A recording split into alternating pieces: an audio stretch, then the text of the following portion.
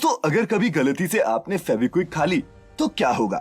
या फिर क्या आप जानते हैं कि पानी में रहने वाली मछलियां खुद पानी पीती हैं? अच्छा, क्या कभी आपने ये सोचा है कि मक्खियां मीठे की तरफ खिंची क्यों चली आती हैं? नहीं सोचा तो कर दूंगा सोचने पर मजबूर।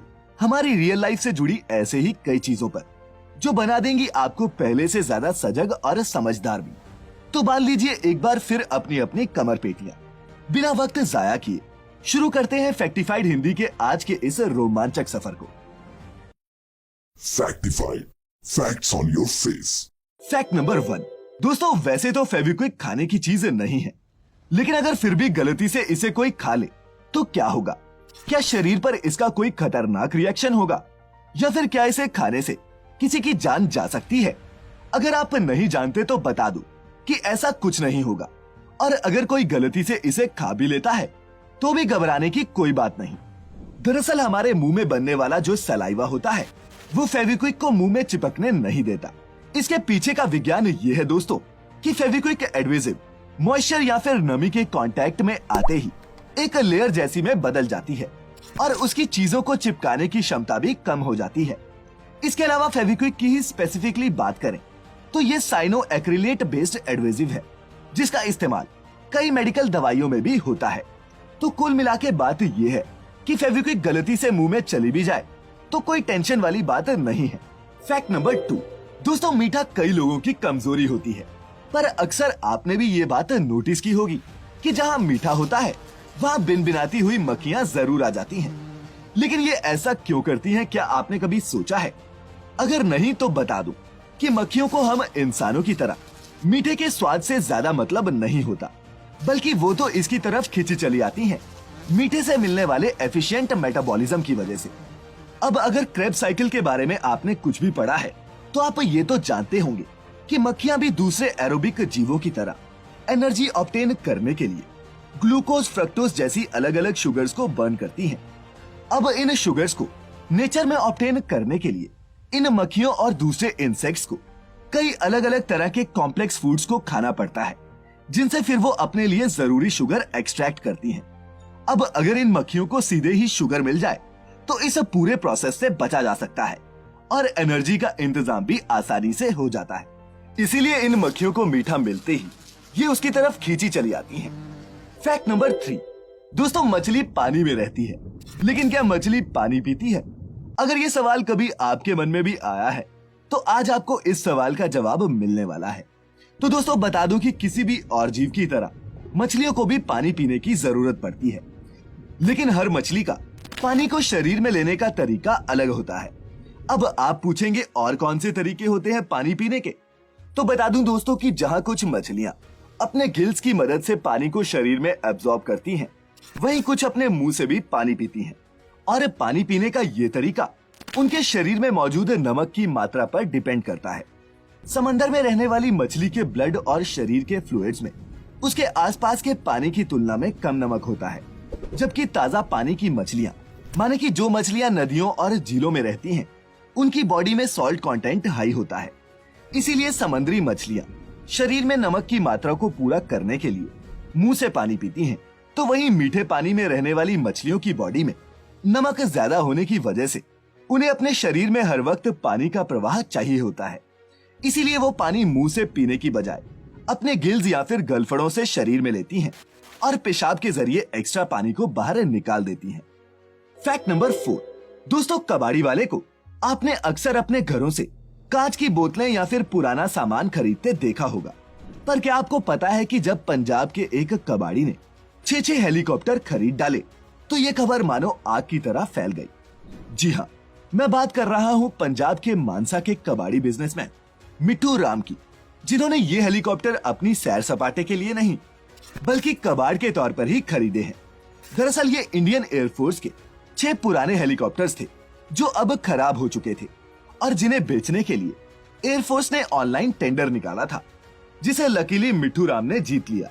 मिट्ठू राम ने 6 में से 3 हेलीकॉप्टर्स तो साथ के साथ बेच भी दिए और 3 अभी भी उनके पास पड़े हैं, जिन्हें देखने के लिए पूरा गांव उनके वहां पहुंच रहा है। Fact number 5। दोस्तों, आजकल बिजनेस को प्रमोट करने के लिए लोग एक से एक अजीबोगरीब तरीके से प्रमोशनल ऑफर देते नजर आते हैं, पर न्यू ऑरलियंस अमेरिका के द रूजवेल्ट होटल की एक प्रमोशनल स्कीम तो मार्केटिंग को मानो एकदम नेक्स्ट लेवल ले गई। द रूजवेल्ट ने होटल की 125वीं एनिवर्सरी पर एक गजब की स्कीम निकाली। स्कीम में लोगों को होटल से चुराया हुआ एंटीक सामान वापस लौटाने के बदले प्रेसिडेंशियल स्वीट में 7 रातों का फ्री स्टे और फ्री मील्स ऑफर की गई। दोस्तों, अगर आपको कोई आइडिया नहीं तो बता दूं कि द रूजवेल्ट के प्रेसिडेंशियल स्वीट में 7 रातों की बुकिंग कॉस्ट ही $15,000 माने कि 1,10,000 रुपए के आसपास है। होटल ने अपने इस ऑफर में ये भी वादा किया कि वो ना तो चुराए हुए सामान को लेकर उनसे कोई सवाल पूछेंगे और ना ही किसी पर भी पुलिस केस किया जाएगा। यही नहीं, प्रमोशनल खत्म होने के बाद लोगों द्वारा चोरी किया गया सामान भी उन्हें लौटा दिया जाएगा। और दोस्तों, होटल ने ये स्कीम इसलिए ऑफर की ताकि वो चोरी हो चुके अपने एंटीक सामान को होटल की 125वीं सालगिरह पर शोकेस कर सके। Fact number 6। दोस्तों, आपने सोशल मीडिया पर चांद को खरीदने की कई खबरें पढ़ी होंगी, पर चांद पर जमीन बेचता कौन है और इसे कैसे खरीद सकते हैं, इस सवाल ने आपको भी परेशान तो जरूर किया होगा। तो चलिए आज आपकी इस कंफ्यूजन को भी दूर कर ही देता हूँ। दरअसल इंटरनेट पर कई वेबसाइट्स हैं जो चांद पर जमीन बेचने का दावा करती हैं और इनमें से लूनर लैंड सबसे पॉपुलर वेबसाइट है। ये वेबसाइट लोगों को 2400 रुपए एकड़ के हिसाब से चांद पर जमीन बेचती है। ऑनलाइन पेमेंट करते ही वेबसाइट आपको जमीन के कागजात, सर्टिफिकेट और रजिस्ट्री के कागज दे देती है और इसके अलावा आपको चांद पर अपनी जमीन की लोकेशन और पृथ्वी से आपकी जमीन तक की दूरी भी बताती है। माने कि आपको पूरा यकीन हो जाएगा कि आपके पास भी चांद पर प्लॉट है। पर आपको बता दूं कि कानूनी तौर पर यह पॉसिबल नहीं है। दरअसल साल 1967 में दुनिया भर के 104 देशों ने आउटर स्पेस ट्रीटी पर साइन किया था, जिसके अनुसार चांद किसी भी देश के अंडर नहीं आता और कोई भी उस पर अपना अधिकार नहीं जमा सकता। लेकिन ये लूनर लैंड वाले बहुत चालाक हैं। उन्हें पता है कि आप चांद पर खरीदे गए टुकड़े को खुद जाकर कहां ही देखने वाले हैं और अभी चांद पर पहुंचना और फिर बसना एक बहुत दूर की कौड़ी है। इसीलिए चांद पर जमीन खरीदना सेल्फ सेटिस्फैक्शन से ज्यादा कुछ भी नहीं है। Fact number 7। दोस्तों, पर्यावरण को प्लास्टिक से होने वाले नुकसान से बचाने के लिए हम आमतौर पर प्लास्टिक बैग्स की जगह पेपर बैग्स का इस्तेमाल करते हैं। कई देशों ने तो प्लास्टिक को पूरी तरह से बैन कर दिया है। पर क्या आप जानते हैं कि कागज के बने ये पेपर बैग्स हमारे पर्यावरण के लिए प्लास्टिक बैग जितने ही खतरनाक होते हैं। सन 2011 में नॉर्दर्न आयरलैंड असेंबली द्वारा की गई एक रिसर्च में ये बात सामने आई थी कि एक पेपर बैग को बनाने में एक प्लास्टिक बैग के मुकाबले 4 गुना ज्यादा एनर्जी लगती है और पेपर बैग्स को बनाने में इस्तेमाल होने वाले केमिकल्स और फर्टिलाइजर्स भी प्लास्टिक बैग से कहीं ज्यादा पॉल्यूशन फैलाते हैं। माने कि अगर सब चीजों पर गौर करें तो पेपर बैग इस्तेमाल करना कोई अच्छा ऑप्शन नहीं है। ऐसे में रिसर्चर्स का मानना है कि बैग्स चाहे किसी भी चीज से बने हो, लेकिन अगर आप एनवायरनमेंट को डैमेज नहीं करना चाहते तो इसका एक ही सॉल्यूशन है और वो ये है कि बैग्स चाहे प्लास्टिक से बने हो या पेपर से, आप इन बैग्स को ज्यादा से ज्यादा रीयूज करें। सबसे बेहतर है कि आप जब भी कुछ सामान खरीदने के लिए बाजार में जाएं, अपना कपड़े का थैला अपने साथ लेकर जाएं। Fact number 8। दोस्तों, दूसरे जानवरों की तरह सांप के पास लड़ने के लिए बड़ा सा शरीर या फिर नुकीले पंजे तो नहीं होते, लेकिन फिर भी ये अपने एक डंक से किसी की भी जान सेकंड्स में ले सकते हैं। हाँ, ये भी सच है कि ज्यादातर सांप जहरीले नहीं होते, लेकिन जिनमें जहर होता है वो आता कहां से है? क्या ये जंगली पेड़ पौधों से जहर इकट्ठा करते हैं या फिर इसके पीछे कोई और सीक्रेट है? खैर दोस्तों, ज्यादा सोचने की जरूरत नहीं, क्योंकि सांपों को जहर किसी जंगली पेड़ पौधे से नहीं मिलता, बल्कि उनके मुंह में मौजूद सलाइवरी ग्लैंड में ही बनता है। आमतौर पर सलाइवा में ऐसे एंजाइम्स और प्रोटीन्स होते हैं जो खाने को पचाने में मदद करते हैं, लेकिन नेचुरल सिलेक्शन के प्रोसेस से गुजरते हुए सांपों की कुछ प्रजातियां ऐसी निकल कर आई जिन्होंने अपने इन्हीं एंजाइम्स और प्रोटीन्स को टॉक्सिक बना दिया और इस सांपों में ये जहर बनने लगा। यूके की बेंगोर यूनिवर्सिटी ने जब किंग कोबरा के जहर पर रिसर्च की, तब ये बात निकलकर सामने आई थी कि इसका जहर और कुछ नहीं बल्कि मामूली प्रोटीन्स का ही स्लाइट वेरिएशन होता है। Fact number 9। दोस्तों, मकड़ियों को जहां जगह मिलती है वो अपना जाला बना लेती हैं, पर क्या आपको पता है कि हाल ही में ऑस्ट्रेलिया में मकड़ियों ने एक बड़े इलाके को अपने जाल से ढक डाला? जी हाँ, ये मामला ऑस्ट्रेलिया की विक्टोरिया स्टेट का है, जहां मकड़ियों ने एक पूरे कस्बे को ही जाल से ढक डाला और इसका कारण बना मौसम में आया बदलाव। पिछले कुछ दिनों में इस इलाके में बहुत बारिश हुई और पूरे इलाके में बाढ़ के हालात बन गए। अब जमीन पर रहने वाली ये मकड़ियां आखिर जाती तो कहां?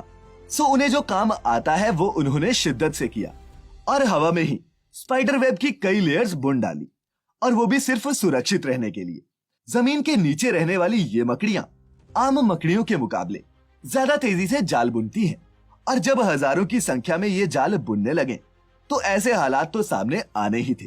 खैर दोस्तों, फैक्टिफाइड के इस सफर पर अब टाइम हो गया है आपके अपने योर ओन फैक्ट का, जिसे आज हमें भेजा है सूरज प्रजापति ने। सूरज अपने फैक्ट में बताते हैं कि सिनेरस मॉर्नर नाम की बर्ड अपने दुश्मन से बचने के लिए एक्टिंग करती है और खुद को कैटरपिलर की तरह ट्रांसफॉर्म कर लेती है।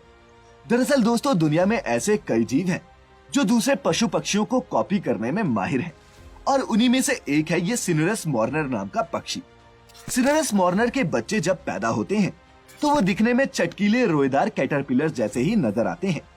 खतरा महसूस होने पर इस बर्ड के चिक्स घोंसले में कैटरपिलर की तरह हो जाते हैं, और ये एक्टिंग सिर्फ इसलिए ताकि वो किसी शिकारी का शिकार बनने से बच जाएं। लेकिन हाँ, बड़े होने पर इनका रंग रूप बिल्कुल बदल जाता है और ये बेहद खूंखार और खतरनाक भी बन जाते हैं। खैर, आप न खूंखार बनिएगा और न खतरनाक, कुछ बनना ही होगा तो सजग और समझदार बनिएगा, ताउम्र काम आएगा। खैर, वीडियो से कुछ भी नया सीखा हो तो इसे अपने दोस्तों के साथ शेयर जरूर कीजिएगा। भाई को आपसे बस इतनी ही सपोर्ट चाहिए। मिलेंगे जल्द ही कुछ नए कुछ इंटरेस्टिंग फैक्ट्स के साथ। तब तक अपना ख्याल रखें, खुश रहें, और वीडियो अंत तक देखने के लिए आपका बहुत बहुत शुक्रिया।